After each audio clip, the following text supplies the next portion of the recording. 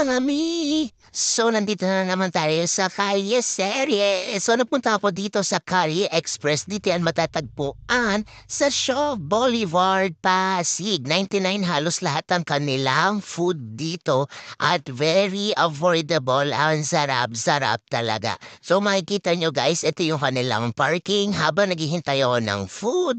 And finally, ito na siya guys, yung aming in-order. Imagine ninyo, sobrang mura lang dito. As in, at napakasarap. For me talaga, sobrang okay na okay yung food nila. Paborito ko tong buttered chicken, na which is ngayon ko lang natikman. At imagine, 99 pesos, tapos yung tokot baboy nila is 40 pesos, and yung lumpiang Shanghai nila is 50 pesos, at may libre pang soup. Yung kasama ko, sobrang ma-enjoy, nakadalawang buttered chicken siya. At kung kaya niyo na linisan na yung table, linisin niyo na